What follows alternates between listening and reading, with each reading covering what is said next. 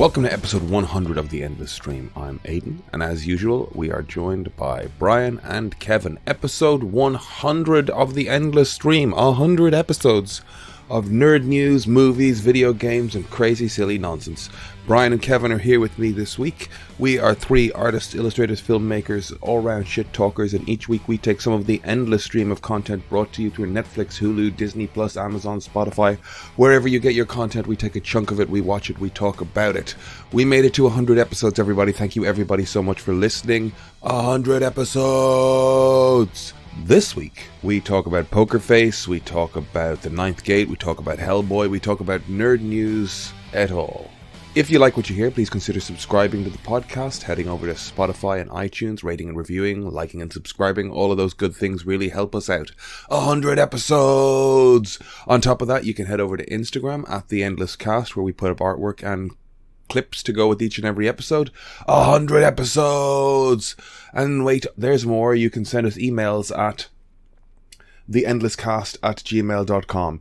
Instagram and email are a great place to make suggestions for us to watch, or disagree with our opinions, or just basically engage with us. Tell us what you want to see, tell us what you want to hear, tell us how you feel about the things we're watching. Thank you so much for listening to 100 episodes. All of that being said, let's get into this episode. Sorry for the delay. That's my fault. I broke a glass. I was so excited about recording episode 100. Dun dun dun. 100. You're always recording. Episode 100. Yeah, it's cold in here. Yeah, of course. Man, I'm always recording. That be known. Aidan, are you cold? All right. You look like you look like You look like you're just for winter. Yeah, and I've it got looks a like little kind of you're dressed like you look like someone who just begrudgingly is not through the turning whole on recording. So I put a scarf on, and I've got my iPad, but I've got it on the little foamies that I draw on, and they sit on my lap, and it helps retain heat. And I was out last night at the closing show of the Seen and Heard Festival. Yeah, I'm Yeah, I can tell. You look like dog shit. He's always doing these podcasts hungover now, isn't he? Yeah, I know. Yeah, like ridiculous. This year. He's looking like Whitnail. Yeah. Brian looks like Freezing and hungover. Awful business. Terrible. and the cats run around the place, so I'm on 5 hours sleep, which Brian considers extremely well rested. Brian is 4 hours 42 hours the week. For what? The night, the day? Are you? That's what I got last night. I've been awake since 7. I got up at 10 to 8 and took That's the fair dog enough. for a walk. I have 4 hours and 42 minutes sleep. I don't want to hear your fucking I moaning. Don't want to hear it. Pathetic. So Just like episode 100 of the Just- Endless just Stream. We were trying to find a way to make it. pathetic. You disgust me. Me and Kev were talking. Yeah, we've decided we're just going to. All right. You have a choice. We can insult you 100 150 times, Is it 50 apiece? or we can insult you for 100 minutes. It's up to Okay, go for it. you. Oh, this is just 50 going to apiece, throughout the but it episode can be as or long over the coming days? Okay, Oh, no, we cool. will. Okay. We'll pepper them throughout. Well, hold on. Yeah, throughout We the have episode. Yeah, the Endless Stream clicker available episode. on our website. And So if days. anybody wants to go ahead and Episode and order that clicker now and then just listen back to this episode, you can join in piece of on the shit. fun and count how many times me and Brian insult Aiden on this. That just reminded me of was it Lynx It's the commercial official Ben Affleck insult did where he had a clicker. clicker? Yeah, it was one of them. Was that What was Ben that Affleck? for again? What was that clicker? What was the purpose of the clicker? How many people? Women were looking at him because he had a nice smell Okay, from fair. deodorants. I do not remember that ad. Oh, yeah, dude, you could 2005. get the clicker. The clicker was a thing that people had. Yeah. Yeah, I think if you used, I was going to say, if you bought 12 cans of Lynx, you got the clicker. But, it was just one of those little, people in, people out clicky things. And it was just every time you get a look from a lady, click, click. Fair. That is lame. That might be the lamest thing I've ever heard. Me and Bob were walking around Stephen's Green yesterday. As we were walking along Stephen's Green in the park, I noticed this like Spanish lady looking at me, and like I looked at her and she looked back, and Bob kind of looked at me, and I then rolled my ankle in a fucking Klutz. pothole, nearly fell the fuck over, just heard a burst out laughing and a lot of Spanish happened behind me, and we laughed our fucking hole off, and Bob was like, did you see her looking at you? And I was like, I thought she was. And then like, well, she laughed, Hilarious. so fucking she was. And it was like, I nearly broke my fucking ankle, but I managed to like style it out. You didn't. And Not by style it fall, out, I mean yeah. not You fall and die. I just You've managed to never walk styled the fuck anything away. How It many was- insults is that? It was beautiful. It was a stunning moment of like, You know what? Making her laugh is probably the best thing you could have done Yeah, in that fair. situation anyway. So. Yeah. There you go, Eddie. You made someone laugh I for once. don't notice that shit. And then I'm like, no, I'm just in my own head on this. And then it turns out, not only did I notice it, Bob noticed it, and then I made a clown of myself. I blame Stevens Green's Well, yes, ill-maintained the, pathways. the ill-maintained pathways is actually. I I'm happy you blame brought that your up. Bigfoot frame. I bumped into Aiden the other day. You're looking very dapper. Thank you. Yes, looking very well. I look like a disheveled piece of shit. You're supposed to be insulting me. You're supposed to be insulting me. I actually Don't heard get it a very twisted. funny. I was listening to the last podcast on the left, and they were talking about, I don't know, it was Dave Miscavige or Adron Hubbard or something. I think it was Dave Miscavige because he's meant to be very short, and there was somebody said basically like he needs to go up on his wife. Brian's not impressed. The guy, one of the guys in there, he's short and identifies at least physically as Adron Hubbard. I feel like I've heard, never that, heard that before. before. That's like a street joke, you know. It's Can't go really up use on it because all my friends are taller than me. It's Eddie Murphy or something, but it's funny. Like my big news is that I handed in notice at work, so like I've got 4 weeks left of that job, and then I'm going to go to Chicago. I don't know if I've actually ever said that on this podcast. I don't think you have. because I was always like afraid work would listen. Not that work would listen, but just I'm a paranoid individual. Oh. So that's my episode 100 announcement. Is I have quit my job. And I am going to move to Chicago for 3.5 months. That's a polite smattering of Chris. applause over here. Just in Hey, case. Chris. And we're just gonna have a fucking have a little ball, and then come back. And in theory, we're going to do the Edinburgh Fringe Festival. At the very least, we're going to it as the Bag of Cats.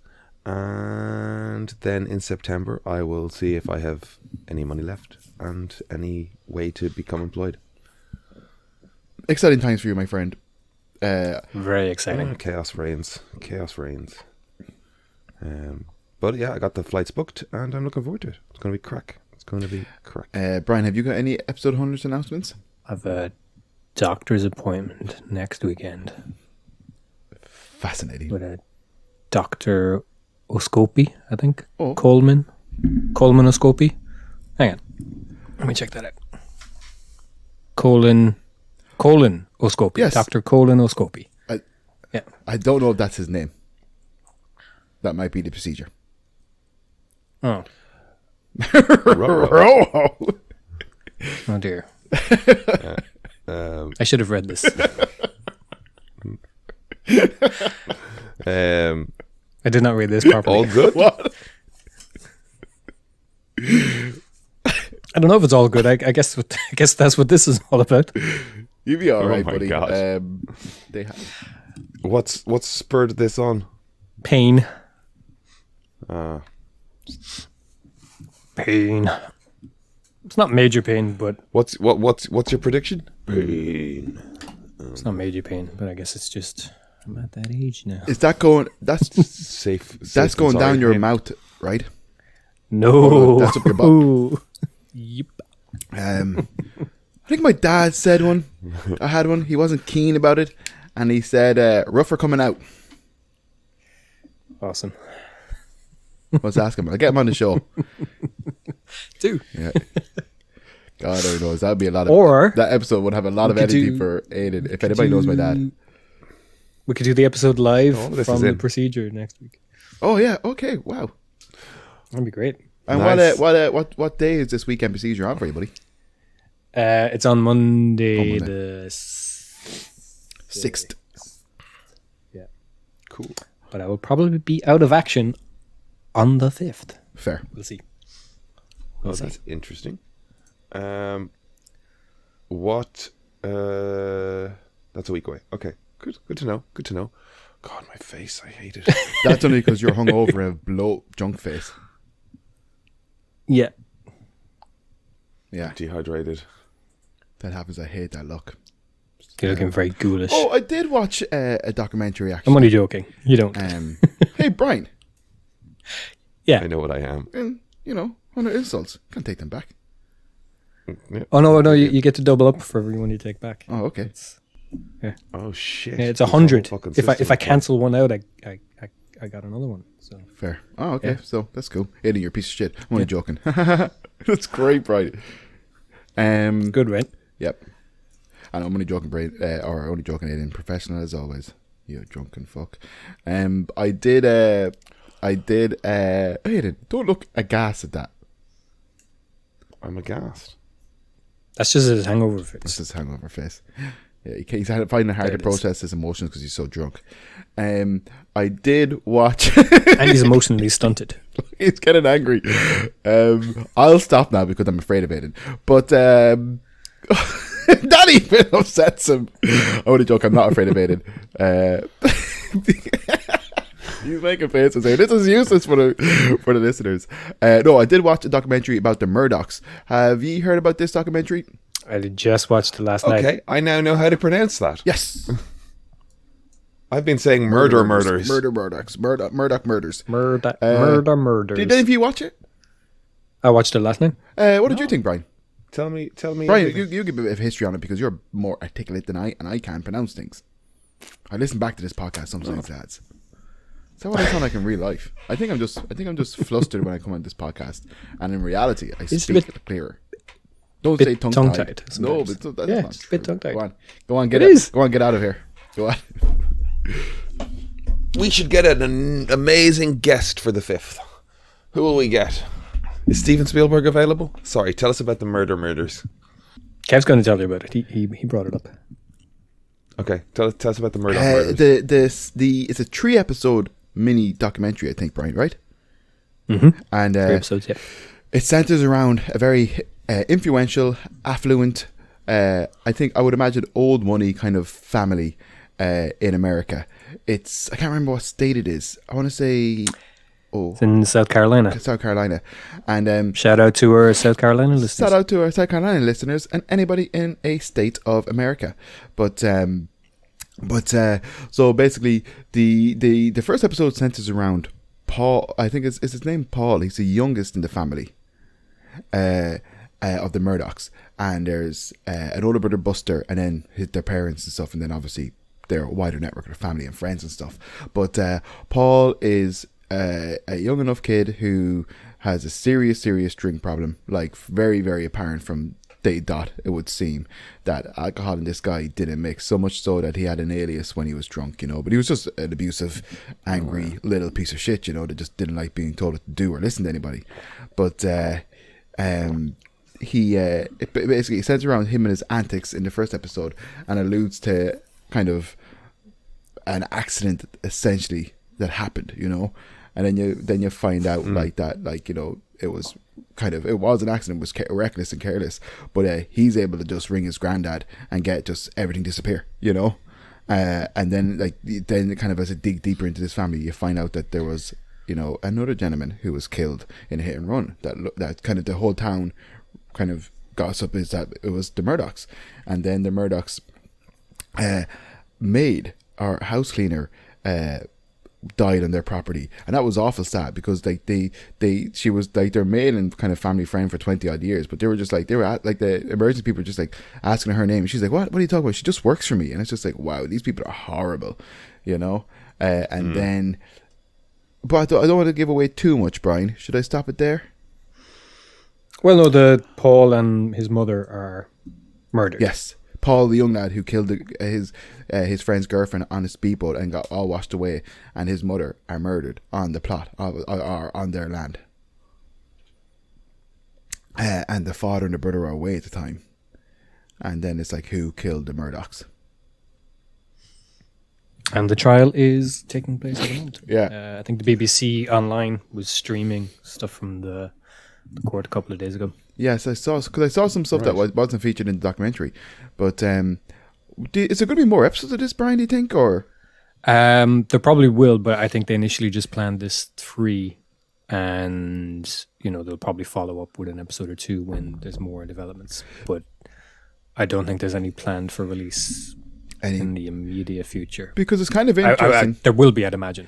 Because it's kind of interesting how like the documentary about an ongoing case that kind of it ends very just abruptly with no conclusion or no kind of foresight into what potential, you know what I mean? Like kind of there's an odd like kind of end to the documentary, but interesting for sure. Awful people. It's odd that it's sort of coming out at the same time as the trial is happening, right? Isn't that kind of oddly sort of prejudicially kind of? I guess think maybe the it's jury just isn't looking at the documentary. Reporting, really, though. It's just kind of presenting, like, here's an incident that happened a couple of years ago with Paul before his murder, involving, his friends and a girl who turns up dead, and then in the covering of that, a story comes to light about their involvement in what looked like a hit and run at first. And then a couple of years later, the nanny housekeeper winding up dead, all leading to an investigation with the kind of the father, basically. So, and I think that's why it ends where it does, because it's just reporting the facts so far, Yeah. Much as the news is allowed to,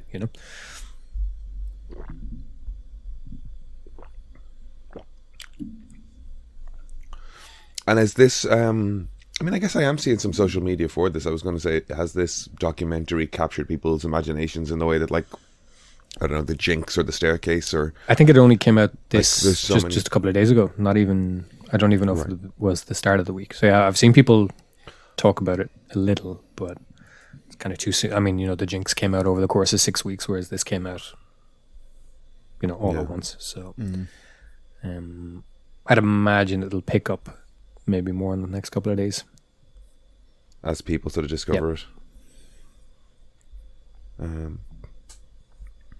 It's cool. Yeah, pretty crazy stuff. I think kind of aside from I continued watching Barry and a few other bits and pieces, I think that's kind of mostly the newest thing I watched, to be honest. But yeah, it's good, but just sad. For the victims and the families and stuff involved, it's awful. Yeah, there's so much footage from the scene where the kids kind of come out of the river, where the boat crashed into the bridge, and like one of the guys is screaming for his girlfriend because she hasn't shown up yet, and he's blaming, rightly so, he's blaming the guy who was driving, because they were all begging the guy not to drive the boat because he was drunk. Yeah. So there's footage from the scene, right?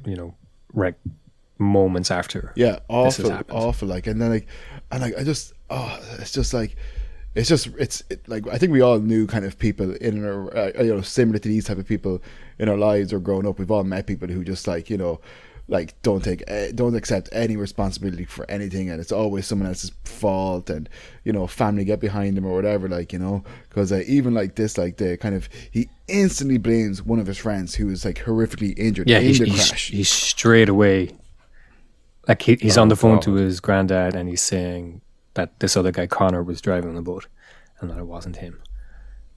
Like, that's immediately where his head goes to. And I even said, I didn't do this. Yeah, somebody else did this. I even said to Emer, like, kind of, that's all like those type of families or those people need. It's just like, they don't need a truth. They don't need to know what happened. They just need to know instantly who are we pinning this on. Yeah. Like, what corner are we just going to fucking buckle down on? And like they tried to intimidate the kids in the hospital as well, like saying this is what happened, this is the version of it. Yeah, and like even Alex, they're basically trying to feed a lie, God. Straight away intimidating the people who are like in an accident and whose friend hasn't been found yet. All in shock, and they're like, this is what happened. get your stories straight. But you know, Yeah.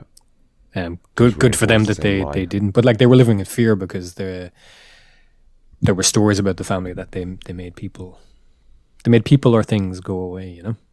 Yeah, and like kind of God. Paul, like kind of his girlfriend at the time, like up until that point, whatever. But then after the accident, she kind of started to distance herself from him, and the whole family broke up. But they sounded like awful, terrible people. Like they're like the way they talked about things are true. And it's the kind of thing that, you know, it's the type of family or event that you get in, you know, a Jack Reacher book or a True Detective season. Yeah, or, yeah. You know, it's stuff that you assume is kind of exaggerated, but is not Rural like suburban not kind of. not a lick of it is exaggerated. Yeah. There's families that are around for generations that are Local Yeah. so aristocracy. deeply connected to everything. You know? Yeah, it's almost like rural royalty in a sense. In a lot of those, Completely, yeah. a lot of those kind of situations, you know, it's always like big affluent families. It really is though, like especially with all those like kind of like debutante balls and things like that. You know, that stuff is Dude, the for traditions around that stuff is fucked and is ongoing. You know? Yeah, exactly, man. And yeah, is yeah. tied to some shady stuff. Yeah, yeah. But yeah, kind of like, is it sad that Paul and his mother were murdered? Like, Yes. ugh. I think they got probably essentially because like the way after watching the documentary, it's just like Paul killed that girl in the boat, Buster killed the guy in the hit and run, the mother killed the housekeeper. Housekeeper is that I said the term loosely. Her name was Gloria, I believe.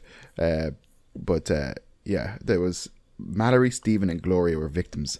We've left out a detail as well in that someone had taken out like a commercial insurance policy on like the estate, the family estate. So when this woman dies there's an insurance settlement to the amount of like 4.5 million.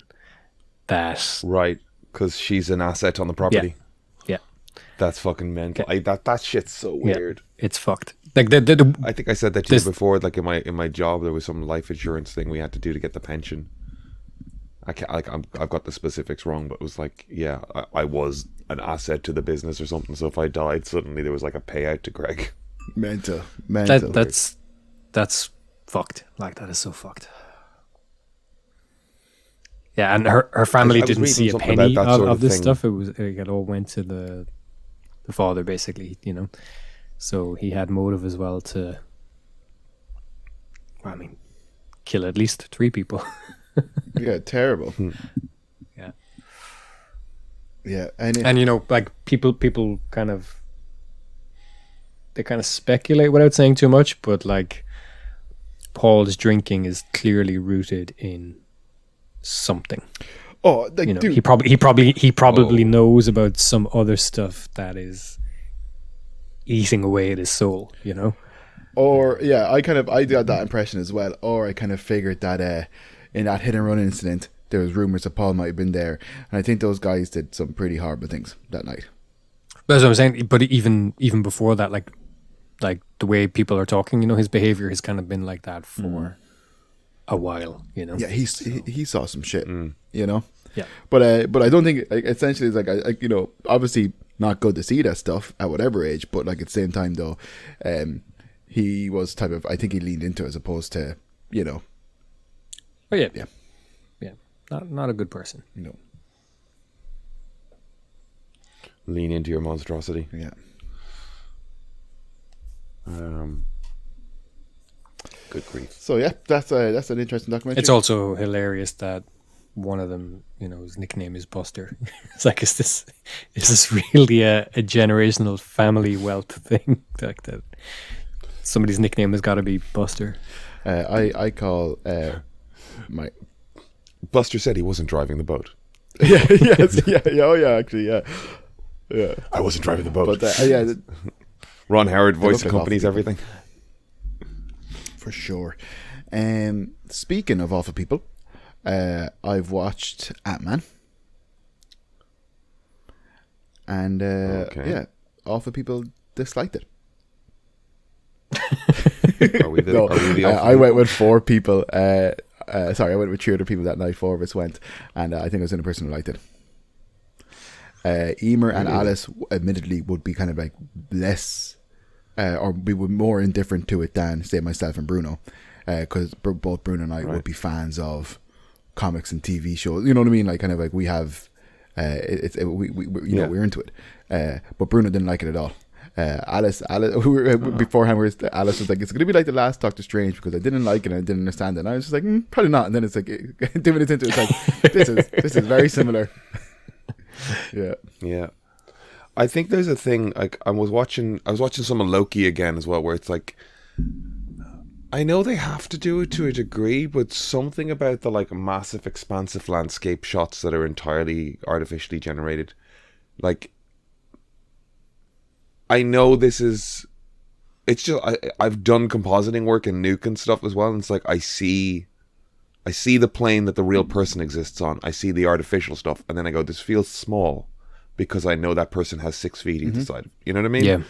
Like, the expansiveness is making it feel small to me. I'd rather they were just... I think I kind of... It's something I've kind of noticed a few times, but I haven't really thought about it long enough to figure out what it is or kind of articulate it. But I think it's the difference between, you know, a director like Villeneuve or Fincher versus a director who's either maybe competent or whose strength is in something like comedy or drama or something else. But I've seen shots from this film after seeing the film, you know, like just a gif here and there, and you know, I found myself kind of going, oh, what's that from? Like, that looks really cool. But what I'm getting at is, I think a lot of directors don't really, they don't seem, their mind or their practice doesn't seem as concerned with staging something and setting something up so that it feels important or feels large or dramatic. They just kind of show it and they think, you know, they don't bring like an appropriate sense of either weight or awe to a thing, you know. And maybe it's as simple as like they need to hold a bit longer on something, because like if I think about Blade Runner 2049 or Dune, it shows us something, and it maybe, or even Sicario, you know, we see something and we slowly kind of drift over it, but we're staying with it for a while. So much of this kind of felt like a missed opportunity, you know. Yeah, 100%.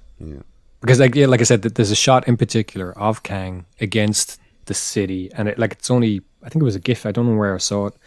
It's only maybe 2 seconds long, scrolling past, and I was like, oh shit, what's that? That looks fucking cool. And I was like, oh, I've seen that, you know. And it doesn't look anywhere near as cool in the film because it's just sort of shown to us and the film moves on. It doesn't kind of, it's like if you were to show, you know, Batman with his cape blowing, watching over Gotham.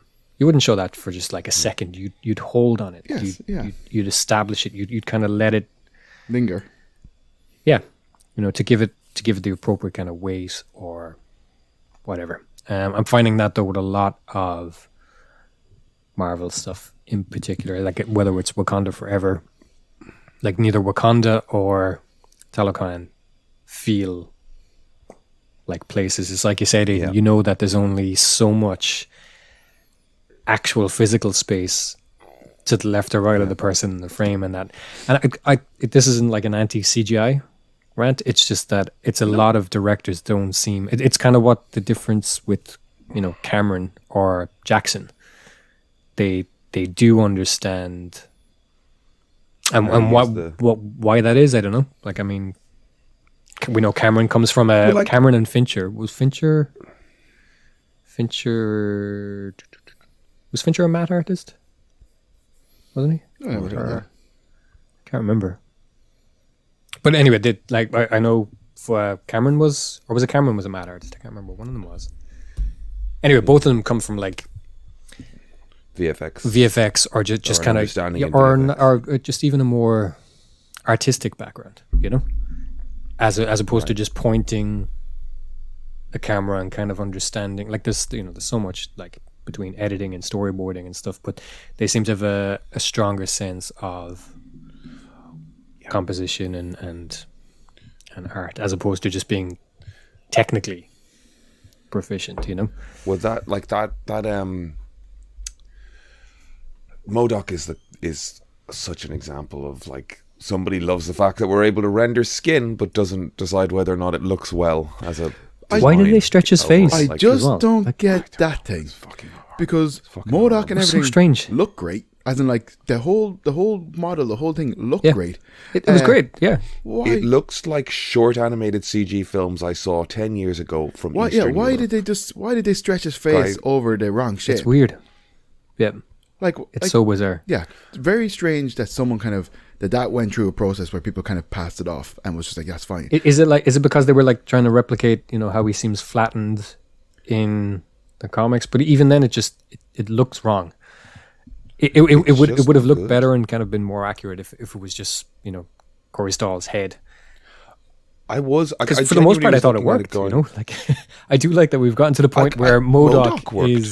is in something, and like even an audience who's only knows this stuff from watching other MCU films, you know, nobody blinks. They're like, okay, yeah, there's this strange fucking weird Creature guy. thing head with tiny legs. Yeah, that's okay.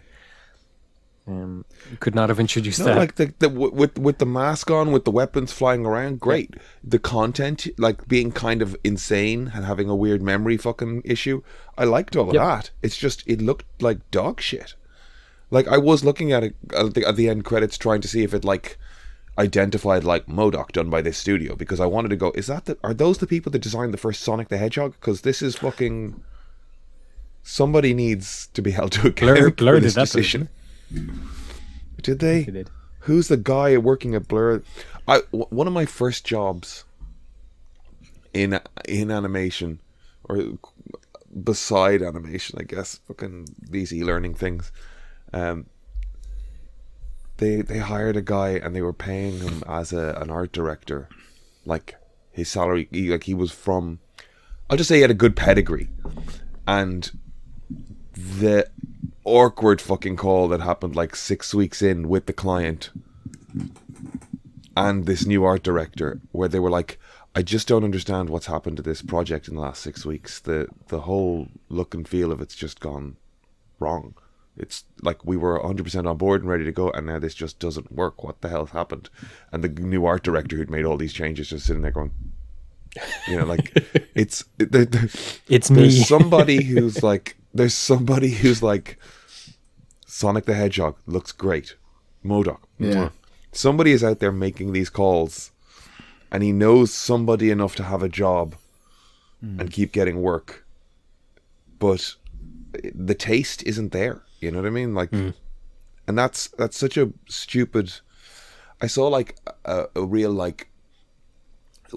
I don't know where I got it from, but it was like one of these real like affirmations on creativity kind of like diatribes. It was like a little, like the career of the artist, like a passage of text talking about the like your inability to do what you want to do in a drawing or in an art or whatever. You know, whatever you want to create, you try and create. It's not what you wanted to do, but because you take in and observe and criticize, you develop taste. And even though you cannot necessarily put out into the world what you're trying to put out in the world, you develop, you have your taste, you are moving towards something that you know is, that you have validated against what you like and what you don't like and whatever. Like you hone in on something that's decent or good, and of course a lot of that is subjective. I allow room for that, but like the best stuff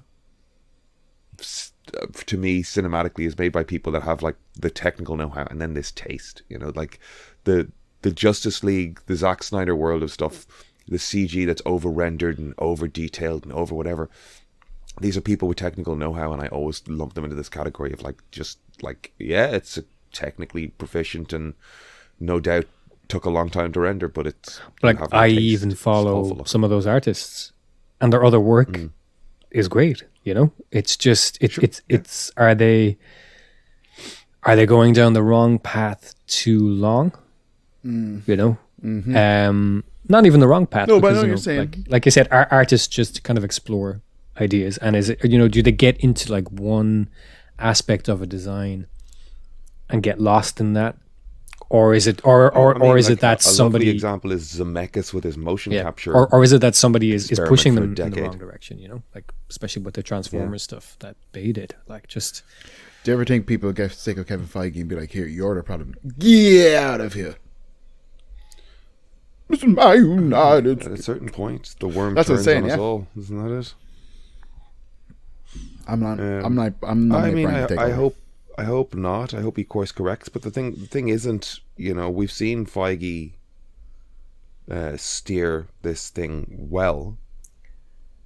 I don't have thing I is, don't he has have kind of too high much hopes to- for anything coming out that's been made under this kind of current I don't know what you'd call it, Plan. schedule or plan or whatever. Yeah. Because it's rushed. It's rushed, basically. I mean, I heard stuff about Quantum Mania, last year, months ago, that it was maybe a much more MODOK centric film, and that Kang kind of only shows up in a smaller part. That basically he had a smaller role in it, essentially, is what I heard first. I heard the whole Resistance thing was a much larger plot than it was. Like that was just I forgot about that. Who just cares, for me the film is a wasted opportunity. Anytime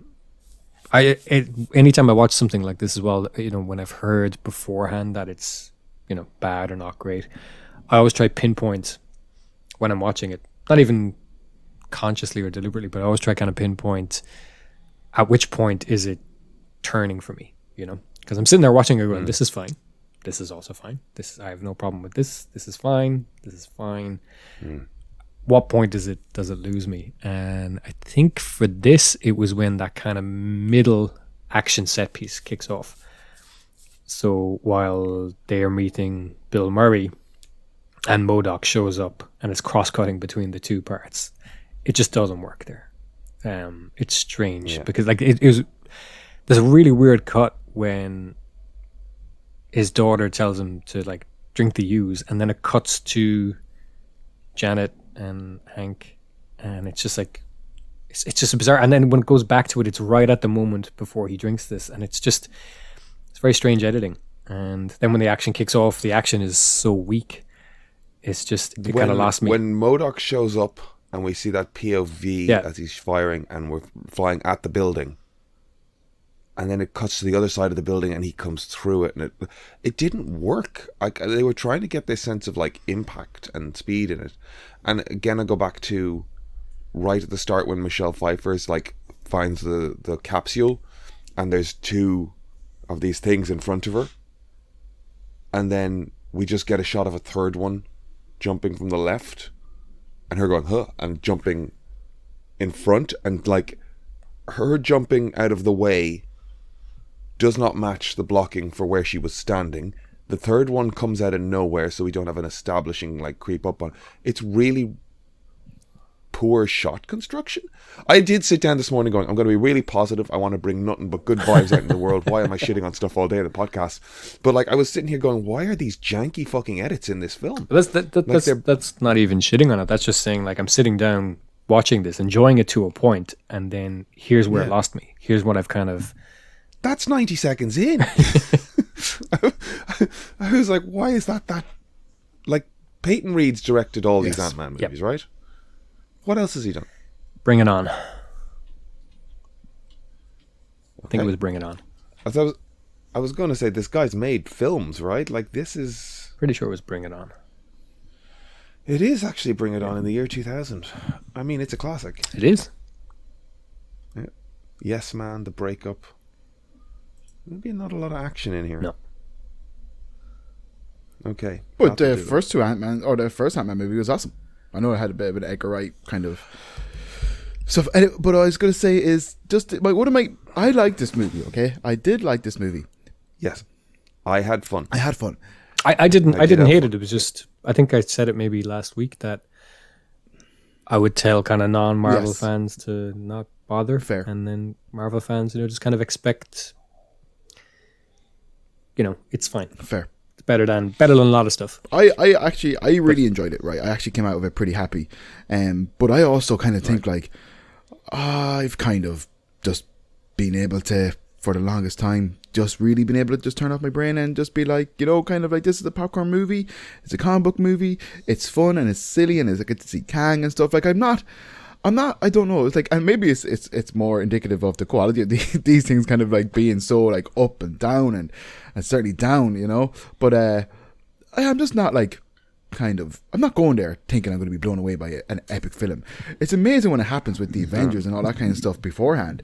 But that was a gift, But with these things, like, kind of, it's just if it's fun and I like to eat popcorn and I'm having a good time to sit in with my friends, that's fine. I enjoy that, But like, kind of, I like this movie. I did like it, but I came away from it. Like, obviously, there's parts of it that were kind of stiff, and I didn't understand them necessarily.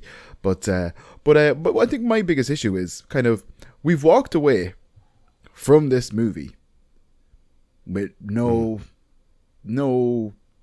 consequences, no character changes, nothing. The biggest thing you could say is like Cassie's kind of an element of this world now, but like, kind of, they introduce new characters in every bloody movie. Like, new characters aren't necessarily indicative of, like, a kind of an insight as to where these things are going to go, or kind of like a glimpse of the future. You know what I mean? It's like, kind of, they throw new characters in constantly. Like, are we going to see? My problem with kind of what you've pointed out there is we're less likely to get the great stuff if they keep making more of this, because they're 100%. Not building towards the great stuff, and audiences won't show up 100%.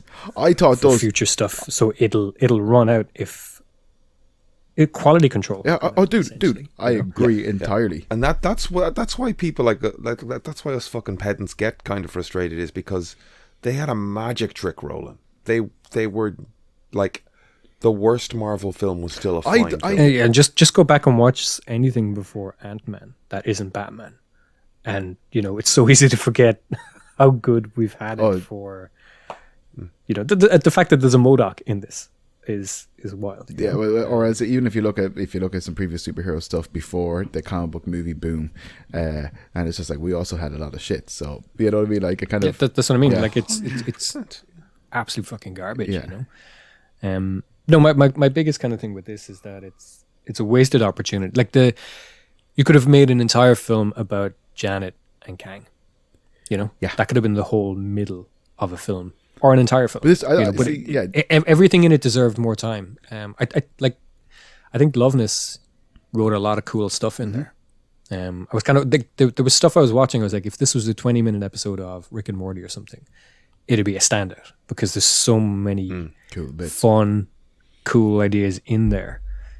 If it was a 20-minute episode of a cartoon, and you'd watch it thinking, oh God, I would love to see this scaled up as a film. And then when they do, they rush through too much. Nothing's given a kind of appropriate amount of weight. Or by the time Hank shows up with the ants at the end, like, was there a subplot over here where he met them? And clearly, like, they're like, he just pops out of nowhere, and it's like, we don't get, like, we know it's coming because we have this.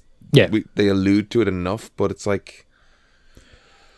But I was just gonna say, look, I enjoyed the movie. It's just, if in terms of like character arcs and development, there's not a lot. There's very little in there. Apparently, the Paul Rudd Ant-Man book is out there. You can read the whole thing or listen to the whole thing or something. But I was going to say, those post-credit scenes, again, though, did nothing to serve anything. Like, tons of Kang. It's okay, no consequences. Kang's not dead. But it didn't, like, even that didn't look great. That again looked like a guy on like a meter by a meter box doing something next to a guy on a meter by a meter box, and they'd maybe I've got to allow for the fact that I do edit shit, but like, it looks like a whole bunch of mashed together. It looks like a cheap effect in a music video from 15 years ago. Yeah, but yes, yeah, like, get a whole load of body doubles standing in. Put a camera in up close. But even like saying all that, like, I'm not, like, I don't want to get bogged down in those kind of criticisms, because we you could be here forever. No, my point about the two post credit scenes is not the fact that like they look poor or whatever. It's the fact that like kind of you essentially just got two post credit scenes that feature more Kangs. It's like, what's the point of that? Do you know what I mean? Yeah. Like it's like one Yeah. hits. Whoa, there's other Kangs and blah blah. And also like, look, I like Kang. I like Kang the Conqueror when I was younger, and in the early I'd say late 90s, early 2000s. There was some great Kang stuff in the Avengers. Kang and Ultron were the characters that put you off. anyway. Oh geez, kind of. I love Kang back in the day. But anyways, all I will say. Kang and Ultron just always come back. But yeah, Because well, fair. But this, Yeah, but I mean, everybody. this is comics. Yeah, for Everybody sure. in comics always. Yeah, I know, this is- but like, but this is just like kind of like when I was younger, and obviously, not as critical and all that kind of stuff. I love this stuff, and I do like Kang for sure. But my point is, what was my point? Like kind of showing us like a bunch of Kangs. Okay, fine, but then like, what's the point of showing We us? still don't know what's coming next. Yeah, what's the point of showing us Loki? We still don't know how and- it's going to play out. Like that Yeah. that Loki and Owen Wilson scene where they see Kang in Timely Village, wherever it was, would have been better. so here's a question then, right? Like, okay, Kang's our big bad, but like, what do we get from anyone fighting Kang that we didn't get from Ant-Man fighting Kang? Like, there's no. Well, we'll see, I guess. I guess we don't have the mechanic yet that, like, the Infinity Stones that will give him power to blank up. Like, what is That's like, you could do an entire film on Kang. He's a person who somewhere down the line in almost every version of reality discovers time travel and discovers alternate realities, and he feels burdened by correcting it. Every version of him throughout multiple realities is burdened by what they've discovered and what they know is coming, and feels that they're the only person to correct it, but is Even as you also say up that, I'm against. like, oh God, that is Rick and Morty. They really did just lift a lot of Kang. Yeah, but can, like, that's a great character. You could make an entire film about that guy. In fact, I think that's how they should have approached it. That he's not a villain. First of all, he's a future version of, whether it's Tony Stark or Reed Richards or something. He's someone in the future. Well, he's supposed to be related to Richards, isn't he? He's a descendant. But what I'm saying is, tie him to a hero, have him be a hero, and then show us how. Yeah, in his mind. Yeah, he All I hope is would lend so much more weight to kind of what's coming. Like, he's shown up now in Loki and this, and we still don't really know what Kang Dynasty is kind of working towards. Yeah. Yeah. I've heard that Shang-Chi's bracelets and Kamala Khan's bracelets are artifacts or relics from the multiversal war, and that's where they're from.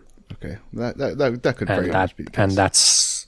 And that Kang is going to show up probably in the Wreckage of Time, the Shang-Chi sequel.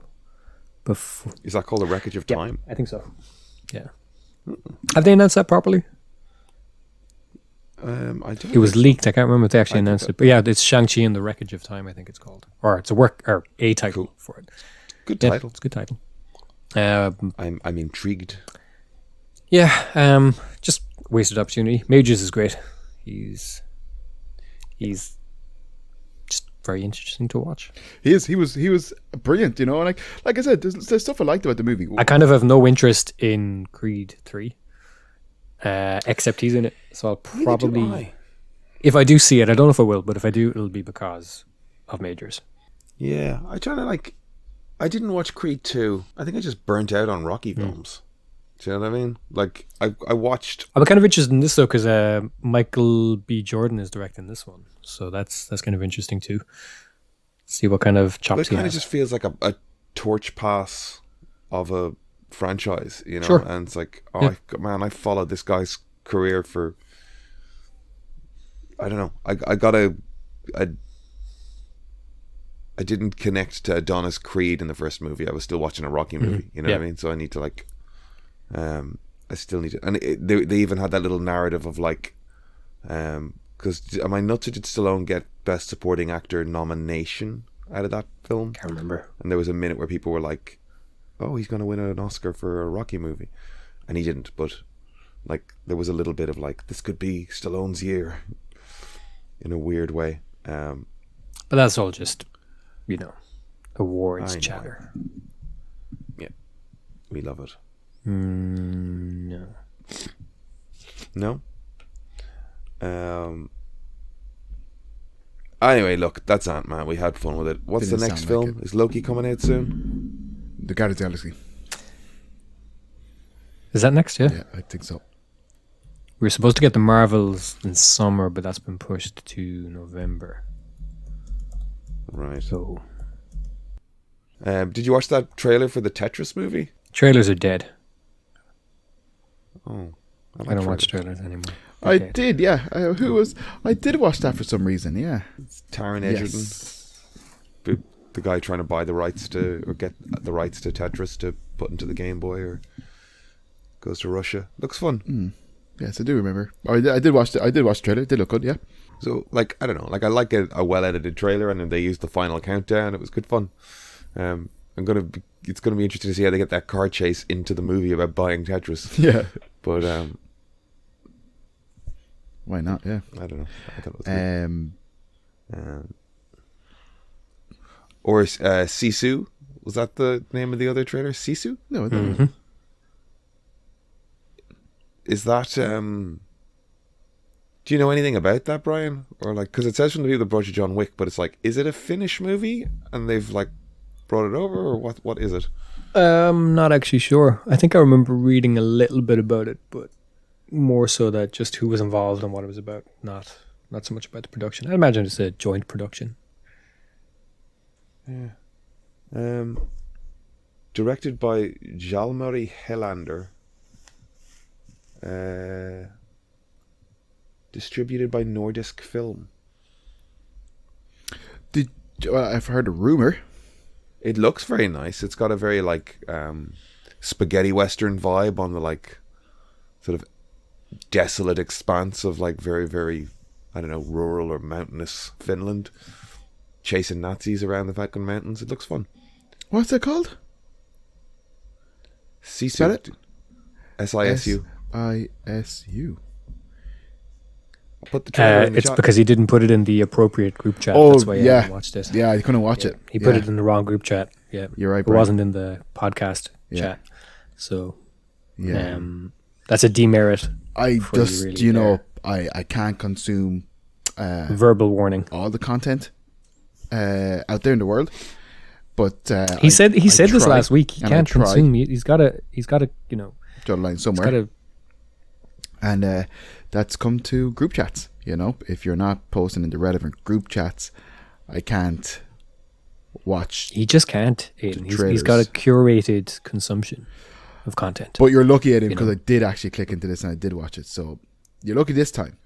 You're lucky, Next time, dude. You're lucky. You're not so My lucky. God.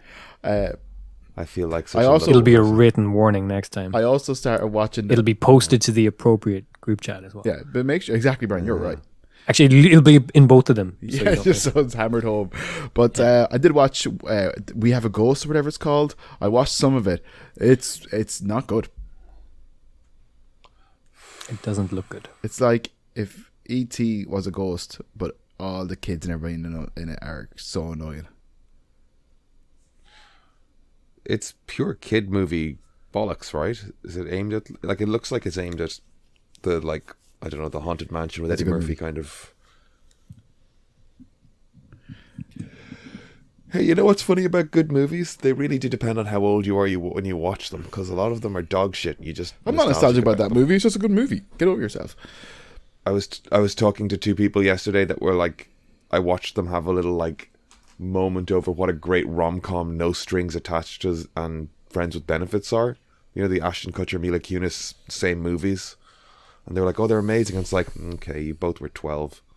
Like Batman. 1989 yeah. or... Yeah. Yeah, like You're not wrong. I'm not oblivious. I'm mature enough to go. I look at that now and I'm like, I can see where it's ropey. Boring even. But it's also the best. It's kind of boring. My God. It's kind of boring. Yeah. I mean, It's super boring. who's your favorite Batman villain? I just figured out that this person talking about Just Friends. No, maybe it's Just Friends. I like Just with Friends. Benefits. That's a good movie. Friends with Benefits, 2011. Okay, that's a little later. Just Friends is good. That's probably 2005, 2006. And I watched that and I liked it. I watched it even like one of the Christmases ago and I liked it. Yes, that was 2005. Yeah, I was having a moment there because I was just like, "Holy crap! This person was 19." Could be. So I think It she could was be barely bad saying born. it, but it was fun. It was fun at the time, and I watched it recently, and I thought it was silly and fun. Not what's not silly and fun is We Have a Ghost. That's terrible. Yes, and a generation of people are going to cite it as their favorite film because it's just No. so fucking fun. Like, is it anything like Casper? No, Like you that see, 90s I think the Casper issue with movie? this is, it's like we've all seen movies like this 100 times, whether it's a whale, a ghost, an extraterrestrial, or some sort of creature Whale. / dog or whatever, or a sea lion. But we listen. Whale. Will you let him I never talk, get to fucking please? talk in this. I'm sorry. interrupted constantly. I forget. It's Like, never. yeah, it's Never. 100 It's a 100 word. episodes of this. 100 episodes of this, Brian. I don't know how you put up Disgusting. with And it. here, everybody, listen back to all 99 of the other episodes. I'll never talk. Never says a word. Never say a word. No one call me out on that. but do go back and listen to all 99 other episodes. But Please do listen and send your corrections Yeah. to the relevant fill in the email address. fill in the email address here. We would love to hear from just correct Kevin's correction corner. Yes, Kevin's correction corner. Big Kev's correction. KKK. That happened once to me. But we won't tell that story. I probably should have. It's a great story. I'll tell it another time. You not What's heard that that one? Oh, you got to tell it now. You got to tell it now. Well, I was at it. Tell it now. I was. We just, I was in my prime. I was a young man. I was at a house party and I was chatting to this super intelligent. She was a doctor. I says was because I this is in the past. She may well still be a doctor. We were having good chats, and like I guess for the story purposes, this woman is black. This bit is important. Yes, she's black. Yeah. And actually, should I just say she's African? No, I just say she's I don't know. She was African, but If you, okay, yeah. but I'd actually cut out twice, nearly cut out a second time. But anyways, I was. The more you make a thing of this, the Yeah. more awkward it becomes. I Just was at this house keep party moving. and I channeled this girl and we were getting on very well. And she asked me where did I work and I said Dublin Inc. And she said Dublin Inc. And I was like, yeah, Dublin Inc. And she said INC and I said no, INK. And she said C and I said no, it's KKK. It was a house party and I realised. Jesus, was there a it record was scratch brutal. and silence at the And I time? literally just stopped and looked at her and was like, I understand if you don't want to talk to me anymore. And she didn't. That was her out. Well, I wouldn't blame her. And then I was at another place before and a young lady was talking to me. And she was from Sweden. I was like, okay, you're from Sweden and blah, blah, blah. And we were talking about whatever. And then she was just like, she said something about like, oh, I know I don't look like many people from Sweden. And I was just like, well, that's neither here nor there. And she asked me what my name was. And I said, Kevin. And she said, Levin. And I said, I'm not falling for that again. She had no idea what I was talking about, but I was terrified to go down that route. What the fuck is this? Yeah, That was a callback, but she missed that episode. It was a callback, but she wasn't there. Yeah. Like, oh, you won't catch me. And Norby was with me, and he burst out laughing because he loves that story. But he was with me when that happened. It was just like, oh, I'm not going to fall for that again. Fooled me But once. also, you shouldn't ask people, oh, do I look like I'm Swedish? You know, it's just like, I don't know what Swedish people look like. You're all the same. People for people. We're all unique. Well, no, you know what I mean. Like, kind of like, what does an Irish person look like? You know, you go down that route, it's all just stereotypes. But yeah, a shout out to those two people. I hope they're doing well in life.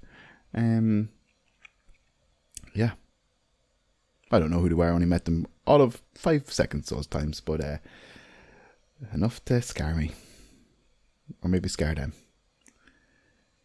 God bless them. I'm sorry. So what were we talking about? Kevin's correction corner.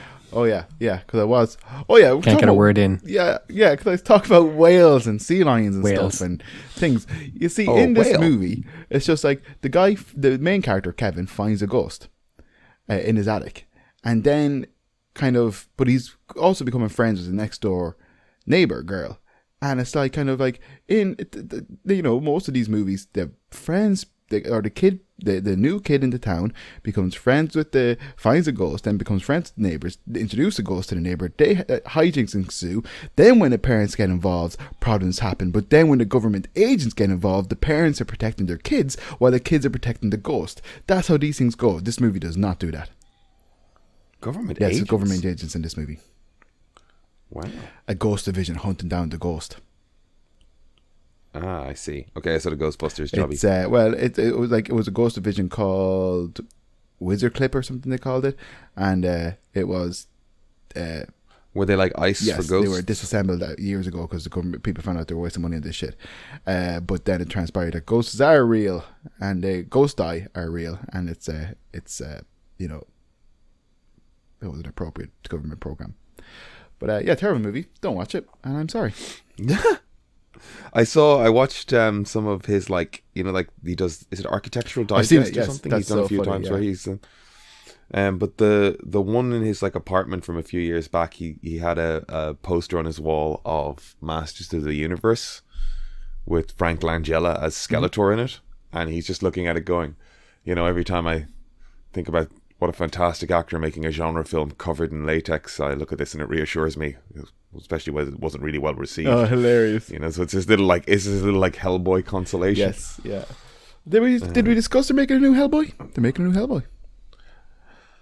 They are, yeah. There's also and what? they were they were already talking about it as if it's a series of things. like a franchise. But it's Neville Dean of Neville Dean and Taylor, isn't Yes. that what we said? Mark Neville Dean. No, it's not. It's not Neville Dean. It's the other guy. It's Taylor. Oh, okay. Yes, Taylor. Brian Alright. Taylor or something. His name is it? I don't remember. He's going to direct it, but apparently. But it's like that's not a good shout. Who the fuck? Look at the Ghost Rider movie he did. Maybe he's got better. I mean, fool you once, shame on you. Fool me twice, shame on me. That's all I'm going to say. Also in the Ruben Mill, Ghost Rider, Christmas, Halloween special maybe. Okay, Aiden, I'd watch why that. are you slowing this whole podcast down? Why can't you? No, be you're just whipping through concepts pretty quickly. professional? I was just trying to like cross back to like what has your man done since. Don't want to linger. Because he was Gamer, Jonah Hex. He was involved in Oh, he Happy. did Jonah Hex as well. That wasn't good. No, wasn't good. so and he did Ghost Rider, and they're both not good. But people liked Happy, right? With Chris Maloney, Patton Oswalt. Oh yeah, Happy's good. Yeah. Season 1 was Yeah, very so, good. I haven't maybe- watched season 2. Maybe he's sort of course corrected once he went out on his own. Unlikely. Yeah, unlikely. This does look to be like his first feature since Hellboy should be 4 first feature 20, since Ghost Rider. 25 minute kind of animated specials. Like Love, Death, Robot quality. Hellboy should be. Yeah. Yeah, for sure. interesting, yeah. Because it was a book Just that always short had little- a strong short story game. Short little thing about a demon investigating some occult stuff. Getting his ass kicked and then Pulling it out of the Yeah, bag, and isn't you it? have like books now like Hellboy in Love. You have ones where it's like Kid Hellboy. Like it's like they have like really branched out with Hellboy. Like there's like now you go into comic book shops and there's like Dark Horse books with like it could be like Lady such and such and it'll be like Hellboy universe above it. You know what I mean? Like it's there's the universe has expanded immensely. So Brian kind of saying it should be a Love, Death and Robot Hellboy thing. Like yeah, that makes sense. I think it would be perfect for it. Let the BPRD be the bigger superhero universe and let Hellboy be this little odd area of it. Well, the BBRD is all odd. Because that's they keep looking at all of that quantity of content and think there's something there, like production wise. You know what I mean? That's why they keep going back to it. There's a lot of stuff that people like. There's a lot of universe there, if they can approach it right. If they can approach it right, yeah. You know, it's not like, I don't know. I like the Del Toro movie. I love the first one. Second one kind of lost me a little bit. I kind of wish, like, I don't have a problem with, you know, younger audience stuff. I just don't think that's really Del Toro's strength when it comes to that character, you know? It doesn't need to be like Nightmare Alley, but it needs to be more Pan's Labyrinth than Men in Black, you know? And that's what it was going for. It was going for like a supernatural Men in Black, which I could see working, but I don't think that was the best fit for Del Toro. I'd also like to see it be in like foreign language, you know? Ooh. That's what it needs to be. It needs to be set in Romania or something. And have very little... Yeah, it needs to be slightly dense. And it needs to be kind of occult. like- It needs to be a bit esoteric. It needs to be like your kind of... Hey, you know what's a terrible movie that I feel fits into that? Is it a terrible movie? I don't know. I feel like everyone hated it, but I watched it 1,000 times and really kind of liked it. Was The Ninth Gate? With Johnny Depp. I didn't watch that. Yeah, I just liked how... You never watched I don't it? think so. I have vague memories of it. But I remember the ad running on TV3 for ages. But go on. I don't know if it's terrible. But you liked Let it. me Rotten Tomatoes. But you this also shit. love I Johnny liked Depp, it. though, so. Yes, yeah. But I liked the like... The man it has a was Johnny sort Depp of- fetish. He dressed as him once to feel closer to him. It gave him a sexual high. Oh, interesting. No kink shaming, Brian. I didn't shame him. Okay. Just explaining it. No, she didn't, to be fair. I understood it. He also got a lot of women throwing themselves at him that night. But he kept And I tripping didn't his notice ankles. it, and then He I kept fell tripping over. on his ankles. Again, I have to get The told that ladies were afterwards. very into it. I remember. Who did you dress as? Jack Sparrow. It was 2003, and Pirates of the Caribbean had just And he come made a out. great costume. And I was like the costume. only person that had figured out how to make a Johnny Depp costume that year. It was great. Like looking at it now, it's a That little was great. wobbly, but like it was for its time. And the ladies loved it. And I didn't know what to do with that, Brian. I didn't have a notion. Lady- Still don't. ladies Still love don't. awkward No Hayden. idea what to do with anything. No idea what to do with any of that. So, you know, I just went home. Anyway, The Ninth Gate has that sort of like people telling you myth, people telling you fact, people having different agendas, like what's true, what's not true. Is there magic? Is the devil really involved? You know, like I think it's a case of it's a movie I saw, when was it, 2000? You know, like I saw a long time ago. So if I was to watch it now, I'd be like, oh, this is actually dog shit. But I really liked it at the time, and it fell into that like Can I Broadway ask? kind of vibes. Yeah, I it's just a big fan of Polanski. I'm you know, wondering- I think he can do no wrong. Sorry, go on. would like to pinpoint. I would like to identify the prevalence of us using dog shit in this podcast, because I love. Did we start doing that? recently? I feel like I started doing it. I don't know recently or not, Right. but I know exactly why I like saying it, Okay. and I feel like I've maybe introduced it into the podcast. Basically, I'm just saying I like that we refer to bad stuff as dog shit now, because it makes me laugh. Okay. I don't know where you got it from. I think I like. I think it just has a good ring to It it. does. It's like the hard G in the middle of it, and then I go on. Have you seen the meme of somebody breaking down the different types of shit? Translating. No. I'll see if I can find it here so I don't get it wrong.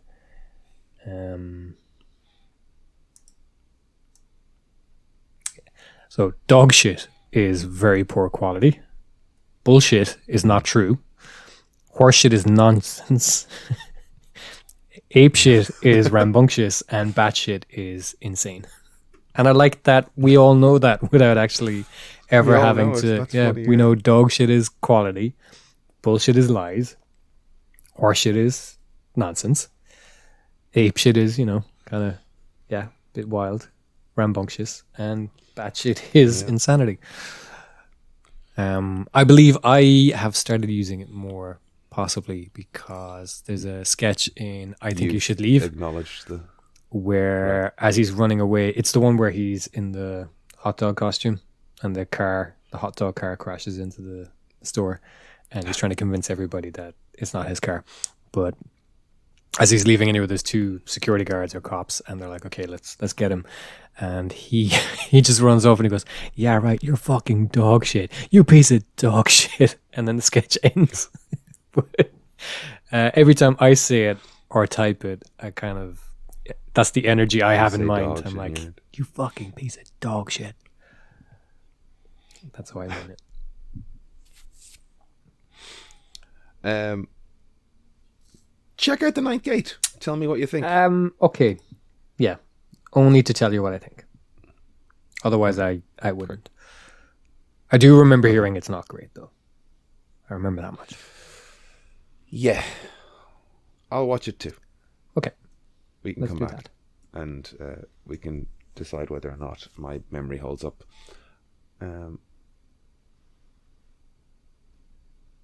But I guess we're watching it with the vein of like a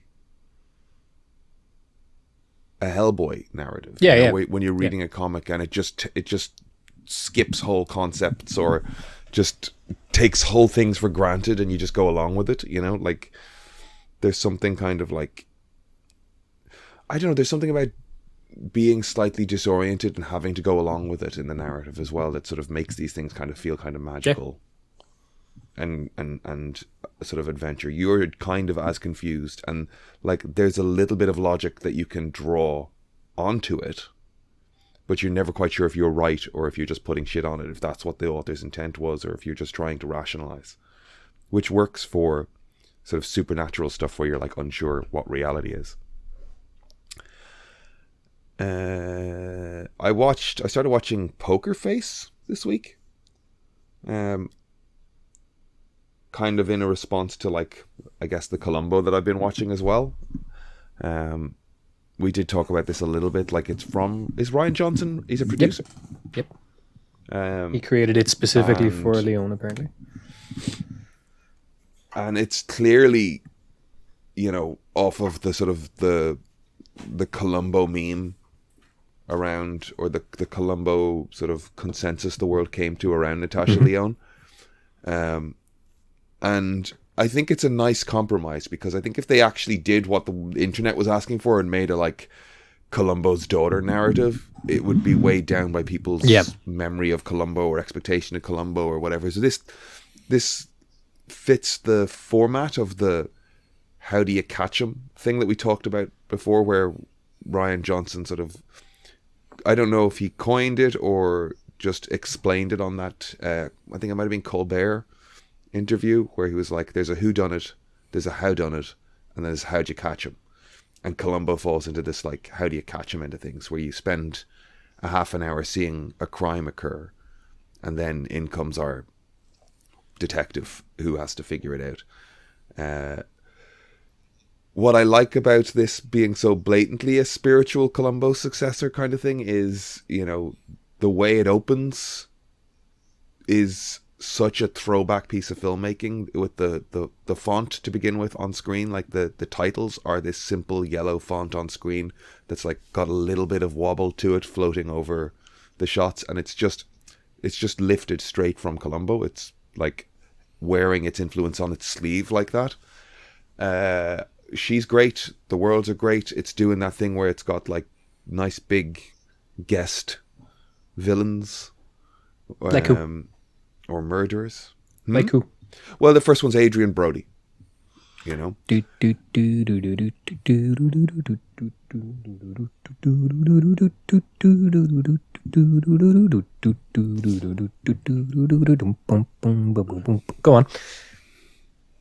I like that this has come up because one of our earliest podcasts does feature you trying to explain that to us. And now we know what that is. Now we know. Which is great. We've kind of come full circle. Episode 100. The only thing I don't like about the show, and it's done a good thing where it's created a like, there's a series arc. You know, she's not a detective. She's somebody who can work shit out, and that kind of puts her on the wrong end of somebody. So it's got a little bit of like a fugitive end of things. So she's kind of on the run.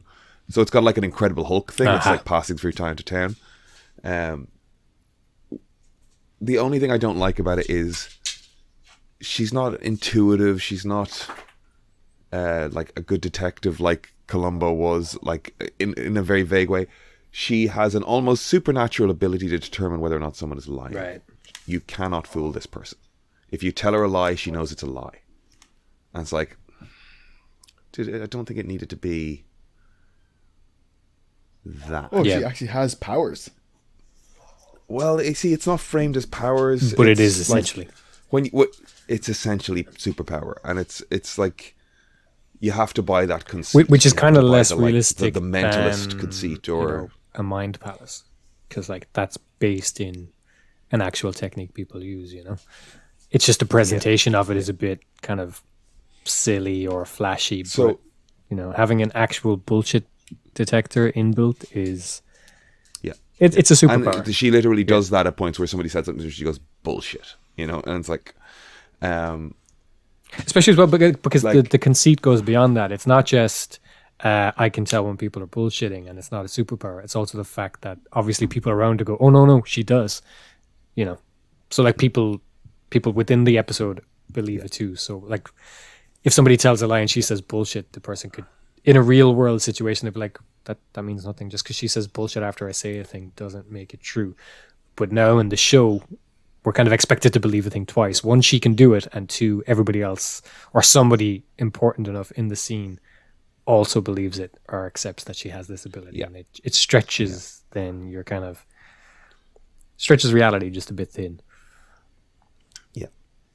like there's a scene in the second episode where, you know, the murder happens over a winning lottery ticket, you know, and somebody who knows the deceased goes, oh yeah, he played the lottery every day and he never won. But the person who murdered her says, yeah, he played the lottery every day and he never won. And he goes, interesting, okay, because I believe you when you told me that, but he was lying, you know. And it's like, it's just, I just wish it wasn't a superpower, yeah. you know. Like even when we talk about the gaps in our understanding of the narrative that make something kind of intriguing, in the case of The Ninth Gate or Hellboy, watching as much Columbo as I'm watching now, it's like The Prestige. It's like this man takes off a smoking jacket, puts down his pipe and monocle, and puts on this costume to go out into the world. Because there's been a number of episodes where it gets to the end of it and it's kind of the mask drops and he's like, no, I've got you now, you've fallen into my plan. Or somebody at some point somebody goes, you're a devious son of a bitch, Columbo. And he goes, that's what people tell me. And it's like, whoa, okay, there's a whole other side where the affable Columbo It's almost a bit like is getting called out. Benoit Blanc that we're seeing in the kind of two films so far, that, you know, it's kind of implied now, maybe not so much in the first film, but in, you know, it's kind of implied in the second one that he puts on this kind of character to kind of disarm people. Yeah. I'll give him the old southern charm. Yeah, and like that's interesting to think of. Columbo has this whole other sort of, I don't know. He's Fraser Crane at home. Yes, yeah, that's what's so kind of funny, you know. It's like, it's such a fucking act. Poker Face is fun. I'm glad that it exists. I'm enjoying it. I think they should lean a little further and further away from this superpower conceit. You know, just like let her be.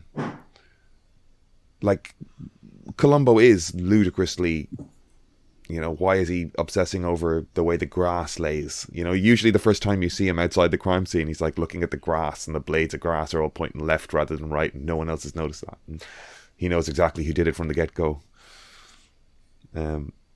People think he's nuts swanning around, but yeah. Anyway, look, And that's the thing, just you know, labeled you could, it from the beginning. you could just make it this sort of like preternatural kind of thing, you know, and it doesn't like, kind of like in Hannibal TV show, he's got this just intensely kind of keen sense of smell, but it makes sense as well for his character because he's, you know, He's He eats people, predator. and he's a predator. Yeah, yeah. yeah.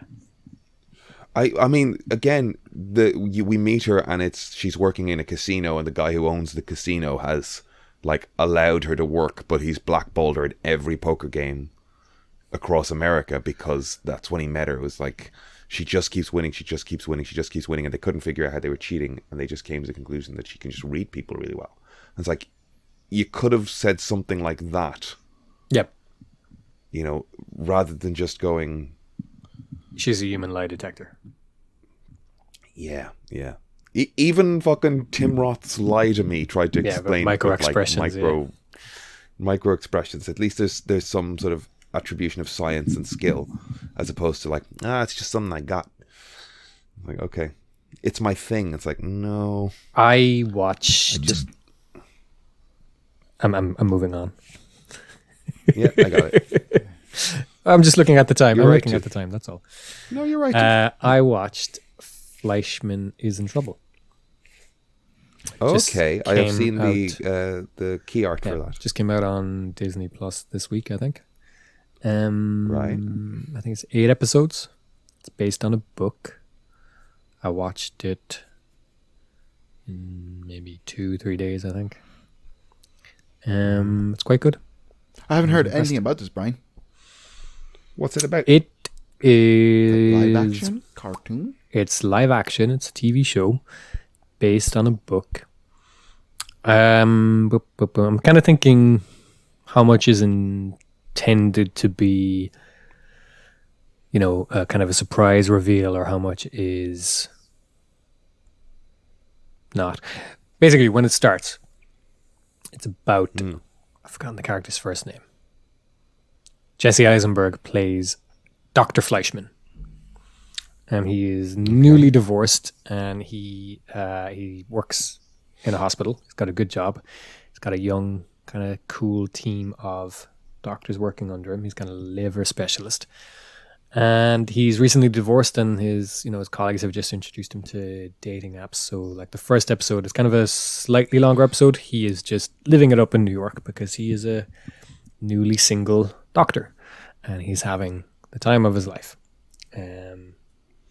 He's 2 kids. Kind of shit I don't want to watch. He's got 2 kids. But then just at the very end of the episode, his ex-wife, doesn't show up to pick up his kids. So now, very suddenly, his kind of cool, fun bachelor life is disrupted. Right. He's got to like try and figure out how he's going to manage looking after his kids and his job and all of that. It's narrated by he reconnects with 2 college friends because his wife didn't like them. One is played by Right. Lizzie Kaplan, and the other is played by Adam Brody. And the show is narrated then by Lizzie Kaplan, and it kind of explores basically like how the marriage broke down, how that came about, because his wife is kind of reviled by everybody in it. But then slowly the attention kind of focuses on Lizzie Kaplan and her marriage and her family and different things. And then towards the end, it kind of swings back around to his wife, his ex-wife, and what she's been up to. And you just kind of start to see the dissolution of the relationship from different perspectives by the angles. time it's over. And it was really good. It's really, really good. Kind of quietly devastating just towards the end, but hopeful also. I don't want to be quietly devastated. No, it's good. It's quite good. Yeah. It's good. It's good. Everybody in it is great. Yeah, I quite liked it. So do check that out. I will indeed. I'm on season 3 of Barry. I think I'm on episode 2. It's a wild show. It's absolutely. Are you having more fun with it? crazy? I'm definitely having more fun with it. I like it, but the characters are horrible. Yeah. It's sometimes it's like, do I dislike Barry more, or do I dislike Sally more? Fuchs is a piece of shit, and poor old Mr. Cousineau. Henry Winkler. Cousineau, yeah. Yeah. Cousineau. Yeah, Harry Winkler. Harry Winkler? Harry Winkler. Harry Winkle. But oh no, I'll never be able to meet him. But yeah, like Barry's good. It is good. Kind of want to get through. Not that I want to get through it. It's just like, we've been watching a lot of it, and it's really enjoyable. Yeah. Don't get me wrong, but yes, close to the end of it, and I want to finish it and move on. But I am looking forward to season 4. I'm amazed with how much story they can fit into an episode of it, though. It's mental. It's episode, yeah. crazy. Mental. Those episodes feel so long, and they're only like half an hour long. It's insane. But also, like, they don't outstay their welcome. They feel long in the sense that so much happens, but without Yes. it being rushed or... Yeah, 100%. Yeah, it's crazy. NoHo Hank is Well, it's like superb. Who? NoHo Hank. No. Oh, he's the best. He's He so is good the in it. Best. I love all that I stuff. love when he's working at Lululemon. And he's like, Barry, it's me. Yes. Yeah. Brilliant. He's got the wig on. Yeah. Oh, it's so good. It is excellent. But I like how things are constantly getting like messed up, and then kind of like they work themselves out, and it's like Barry's off the hook again and all that kind of stuff. But Yep. oh my god, In any other show, that'd feel like they're writing themselves into a corner, and they would take 3 or 4 episodes to resolve it. Yeah, Whereas in Breaking this, Bad it's and just Dexter. like it flips. Yeah. Breaking Bad and Dexter were fuckers for it. I know, Yeah. I know a good few of my friends and stuff kind of begrudge me for not liking Breaking Bad, but it was only okay. Breaking It's Bad to so me overrated. Yeah, was it only is. okay. Man, it is so dated when I look at it now. I just can't. And there's shows that I watch. There's some terrible like, performances in it as well. Yeah, Like, man. Some of the Not acting great. in it is weak. Dexter used to drive me nuts for like painting themselves into a corner all the way up until episode 9 out of 10, and then the first 5 minutes of episode 10 would resolve it through fucking magic. Well, and I was like, well, this doesn't fucking... I just remember there was an episode. That is very I remember the unsatisfying. episode where I think he was in the basement of a church or something, and it really looked like, oh my That episode God. made no sense No, man. because it's no. it's a guy with fucking multiple personalities. And Is it Julia the- Stiles? And what's the guy from Hackers? Is it him? I'm remembering Johnny a different Miller. part. There's another part in the church with But I was just saying that's the season. Edward James Well, Olmos. No, I thought it was Maybe only Tom Edward Hanks. James Olmos and Colin Hanks. Yeah. Yeah, Colin Hanks. You're right. Yeah. Yeah, and he's actually, that if you go back and watch that, it makes no sense because one of the characters doesn't exist. Yeah. There's stuff that happens in that episode that isn't possible because one of the people in the scene isn't real. Yeah. It's in somebody's Well, head. I don't- and it's just I don't even remember that, but I do bullshit. remember at one point just watching it and just like, him being in some sort of like basement of somewhere, and Of then the like, church, and then ending like that, and then just goes out the back door, and it's just like, what the fuck, it's like, you know? oh no, he's trapped, and he literally just goes out a window or like A back door, yeah, so stupid. But so yeah, that's why I do really, and that's why Barry's a fucking great show. It's done Yeah. with like a concise effort to kind of make the story It's some of the move. best writing. It's some Yeah, of the best writing yeah. that I've seen in TV in years. Yeah, but it's awful. It's awful when oh god, the show is awful. It's really bad. But it's You see, awful I when know like, for someone like you, when you're just a nice person, so like you want to root for people, I know, but I but know. you're not supposed to. You're not supposed to be rooting for him or Sal. Yeah, that's such a because good point it's to just- make. Yeah. Yeah. That's I do struggle with it, to be honest. But it's Yeah. like when he lashes out at Sally. That's And brutal. then and then Sally's trying to do the spaghetti, and she's trying to do like, but you're happy, aren't you? You're like, you love me, and all that kind of stuff, And then fucking Barry's just like, I get your role in this thing. I got your role in it, Mr. Cousineau. Aren't you happy with me? And he's like, and now you never have to leave me again. And then he's like, and I love you, Mr. Cousineau. And then he's just like, yeah. And he's like, say it back. And he's like, I love you. And he's like, say it again. And he's like, I love you. And it's just like, oh, these are horrible, broken people. And like, they're in cycles of abuse. They are abusers. Like they're like, because Sally is not an angel by any means. My God, No, what she did no. to Barry on stage was horrendous. And loads of different things like that. But they're all awful people, and they're all broken, hurt, insecure people. Poor old Henry Winkler. Henry Winkler. Henry Winkler. Yeah. Yeah. Henry Winkler, I'm- yeah. Not Henry Winkler. Harry Winkler. But yeah, God bless him. How did he end up in them? But it's funny though how he's meant to be an asshole. But he was horrible too. Yeah, like Yeah. for decades. Yes, he was yeah. a nasty piece of work. Yeah. But I just love it when like one of the most likable characters in it that you actually kind of are rooting for is a Chechen mob boss, or like mob head. So funny. I like he's very likable because violence is so natural to him. He's not disturbed by it. So in a Yeah. lot of ways, he's equally evil. Oh, He's he just is, not absolutely. he's just not consumed by it. Doesn't eat him up in the same way because he's lived it longer. It's not eating Yeah. him up. Yeah, it's not Yeah, destroying he's living him. his nice life with his partner, and obviously, It's just sometimes you have to do some shit. I love that scene. It's probably the standout scene from the series. When it's all finished, where he's like, he asks him in the car, he's like, "Am I evil?" And he's like, "Barry, of course you are. Do I not tell you that enough?" it's a great show. It is Brilliant It scene. is. No, Mag is brilliant. So good. And Fuchs is hilarious, but also awful person. Oh, Steve Root. I know, Steve Root underrated. Is such a fucking. I know he's. Him I know and he's not. I Richard don't know that he's Kind underrated, are but he's two just actors who could powerful. do anything. Who is They that? they Brian? can be Richard Richard Kind. I love Richard Kind. How did he come up? Is he in season 4? No, it's just they very often play like kind of loser, schlubby, kind of like Oh, yes. too nice, Yeah. but just like kind of muling weak people. But they can also play just like do high not status. fuck with them. They will Yeah. fucking squash you, kind of psychos as well. They're Yeah. they're both so good at playing. They can turn on cold, dead Yeah. eyes. Like, I know Steve Root from, like, King of the Hill and, like, Coen Brothers Office movies Space. in the 90s and stuff. An Office Space, for sure.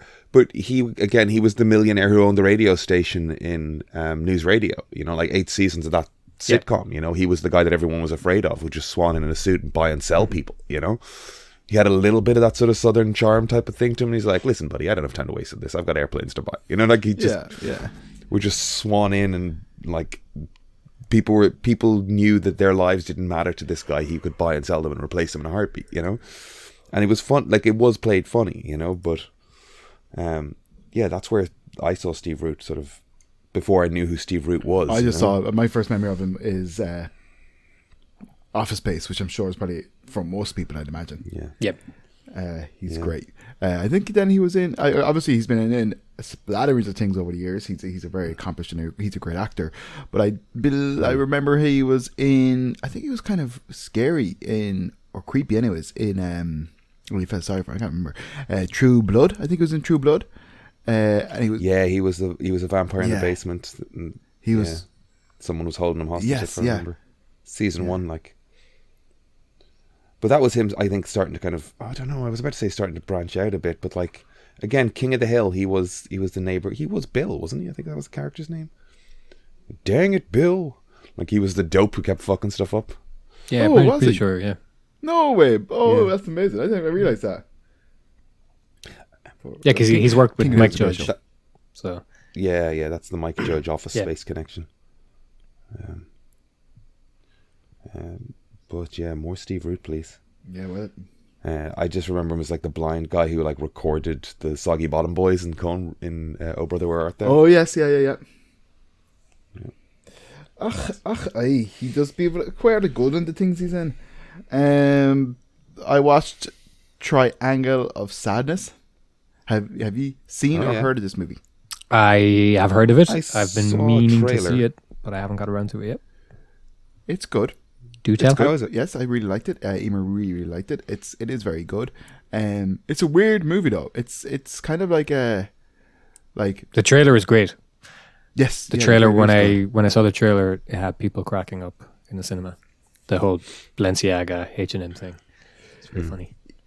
Yes, it is very, and like there is moments of it that are very Oh, good. yes, but I it's forgot a about dark that comedy scene. to a degree as well, though. I don't know what Yeah. it actually, if what its genre is, but it is very dark in a lot of places. But it's good. It kind of it really turns it on its head in terms of like the patriarchy, capitalism, like it's all commentaries and all this stuff, But terribly sad. One of the main characters, Yaya, is her name. She's one of there's an influential couple in this movie, and Yaya is one of the main characters, and I can't think of her real name, but I don't know anybody's real name in it, to be honest. But poor Yaya is 32 and had passed away in August. Oh wow. Yes, she had some health Yeah, issues. I think I saw her on the BAFTA Yeah, that's brutal. thing.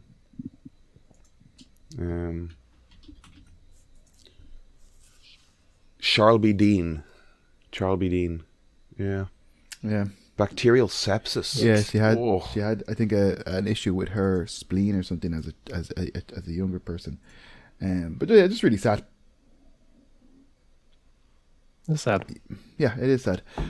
So God bless her, or whatever. Good vibes to them, because they're very good in this movie. It is a good movie. It's one of those movies, though, kind of, to be honest, it's a hard one to talk about because there's a lot that goes on in it. There's a lot that goes on. The ending I thought was very good as well. And basically it's kind of like, disaster strikes and it's almost like how power shifts, Bit Lord of the Flies. Bit-ish. But it doesn't Yes, it doesn't hang on that too much. Do you know what I mean? Yeah. Like there's much more of a build up to, like, it's done in kind of 3 different acts, But I think it's done in 3 different acts. But it is very good. Does it do little chapter Yes. headings? Yeah. I love when Yeah. films do that. Yes. I don't particularly, but it's the thing. I remember it in Babe Oh yeah, and its sequel, Babe 2, Babe 2, Pig in the City. Pig in the City. I never liked Babe 2, Pig in the City. Sorry, I that's haven't on Triangle seen it. Sadness. Let's stay on Triangle Sadness. Interesting. I because I haven't watched many of the Fast and Furious movies. I haven't watched many of them, Okay. and I was thinking about doing a bit of a Fast and Furious marathon. I was just thinking about this. And Enjoy. it's funny, Aidan, that you said that because another buddy of mine texted me literally the bizarrest thing, saying, "Hey, we should do a Fast and Furious marathon," and it's just like I would love to do that. I was thinking of that, so maybe Aidan, if we could do it before you skedaddle, but because I think I've seen the first 2. I've seen Tokyo Drift, I think. Not all of it, maybe. And I saw the one with Paul Walker. It's been a long time. Yeah, I since don't I've think I seen you, could do my that. friend. It's a fun concept. I remember again. yeah, I forgot you don't like fun I was concepts. very serious. I was very serious when I said I sat down here this morning thinking I'm going to be more positive about the films we stuff we like, because I was thinking about. I was looking at trailers this morning and I saw the trailer for Fast 10 and how I didn't watch that, and I was thinking about a podcast I really liked and I loved how positive they were about everything on it, and they were like talking about how much they loved how ludicrous and fun the Fast and Furious movies they're were. not. And they wanted to do I know, and they wanted to do a marathon before the next one came out and they bring their audience to it at the time, and I don't think it ever happened. Those guys got into different projects and the podcast ended ultimately.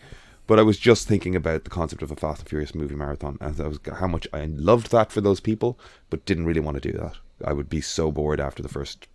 I could definitely do it. I Don't know if Could I you do it could, sober, man. I Kev? don't- You shut your fucking mouth, Brian. You shut your fucking mouth. I can do Or most is it things just sober. an excuse to eat snacks? I can do most things sober. It's more just it was more like kind of like I think it would be I like, and then probably A fun hang. a fun hang for sure. And I had been thinking about it, and then my buddy Mark had suggested it also. So it's just like 2 great minds think alike. But Would you really be watching it though, or would it just be on in the background while you just hang out and have snacks? a bit of both. There'd be a lot of laughing and commentaries made, I'd imagine. Right. Yeah, I just don't think they actually hold They up really don't. to a They lot of really attention. don't. Like They if you suck. put one on and watch one grand, They but after a minute or two, suck. yeah. Well, I mean, they're fun. They're But, not. like I've seen them. you'd get into just like I've seen some of them. the car chases just become noise. They're garbage. They Yeah, are. fair. They are. Say it with me. Dog shit. Dog shit. Shit. I saw a TikTok of like The Rock getting pulled over by the cops, like a traffic stop. Did you see I that? read about it. Is it real? I can see it being real, but like it was only like 30 seconds of this thing. But there's a moment where he goes, "Well, I got guns in the car," and the cop steps back and goes, "Huh?" And he goes, "These guys." I'm like, other people would be shot. But he's not other people. It was such an awkward exchange, yeah, such an awkward moment, and you can kind of see him going, "Oh no, I shouldn't have done that." You could see him kind of realized that was a little Yeah, bit of a because mistake. that's okay, like generally, but we have to take into consideration that like nowadays anybody is fucking liable to do anything, and just because some really international superstar guy is in his car telling you I've guns in the car, it's just like you are likely to be going out the handle right now. I have no idea what you're experiencing. We all know that celebrities nowadays are crazy, so you know it's not as humorous as the poor old Rock might think. Yeah, I look. I don't know if it was real or if it was staged. Either way, I feel that moment was in kind of bad taste, and it was It's almost a like The Rock misjudged is a bad person joke. and not good and kind of terrible. I'm not saying that. It's almost like he is, though. You know, It's almost like he sucks. sometimes you're walking along and you trip up. That's all I'm saying. almost like he sucks. But if he sucks, what hope is there for me? No, there's never any hope for you. Were you under the impression you had hope? Oh, That's your fault okay. now. That's you That's my leave. fault That's now. just you leading yourself on. did either of you gents partake in pancakes this Pancake I Tuesday? didn't get around to it. I got some pancake mix, which I guess I could use now. I haven't had breakfast yet. I've just had coffee. So that's what I'm going to do next. I'm going to go. That's some pancakes. exactly kind of what I'm getting to. I didn't get a chance Yeah. to do it during the week, but I'm going to go and I'm going to make some gonna do pancakes it now. today, and I'm going to have them for Jim Jins. I'm going to have it for a late breakfast, lunch / lunch. The breakfast. And I ran out of Breakfast protein lunch. powder and don't want to buy 5 kilos of it before going away. And now I'm like, I want to go somewhere local, just buy a batch, like buy a kilo, because that's all I'll need in the next month. But I've also then not been eating, and when I'm not loading those shakes into me, I'm then getting cravings, and then I'm just eating garbage. Same. Yeah, I'm just finding I'm getting like mid-morning hungries, and it's like because I'm not at a protein shake. Oh, same. By protein shake, I So mean I've got a cool can of Pepsi. The soda cool can of Pepsi. that matters. You like Pepsi Cola, Kev, don't you? Pepsi Cola is better than Coca Cola. I think it's storage. What? I think it's been a while since I've had the two side by side, so I'm not sure. Coca Cola tastes like water. Pepsi Cola tastes like cola. Interesting. If anybody wants to do the Coca Cola Pepsi test, hit me up. Don't actually. I mean, Just do I it at might home. be kind of inclined to agree to the idea that, like, if you get a cola bottle, that sort of cola flavor that we think of as Cola-Cola. The Herbie as opposed to, Cola like, kind of flavor. Yeah. Yeah, I don't think of that when I think of Coca-Cola. No. Pepsi has more. Do you like a Curiosity Cola? Oof. Yeah, like Tell that. me Or about Fritz, that, Brian. Fritz Like Cola. Fritz Cola, that's that good stuff too. is... Yeah, I do like. Ever the had a old Fritz Cola? Curiosity. I had a Fritz, of course. Yeah. Fritz is good. I think I've probably I would say cola is one of my preferred flavors of things. Like I do. Cola's like, great. Yeah. I do like cola love flavor cola. is love cola Yeah, flavor. love Cola cola. flavored Mr. Freezes, cola candy. I love cola. It's just a good flavor. And it's a great flavor. But great. But if you're looking for a Flavor, cola, you know. if you're Cola's looking for your great. cola fix, don't go to Coca-Cola. Pepsi. What are your top 5? What are your top 5 favorite flavors? Salted caramel cola, salted caramel cola, toffee, It's good flavor. probably vanilla. You can't go wrong with a subtle vanilla. And then throw it in the mix things up, go crazy. Pickles. I like a pickle. Yeah, I love a pickle. They're my favorite flavors. Never tell anybody that. Sorry, Brian, have you got 5 favorite flavors? Purple.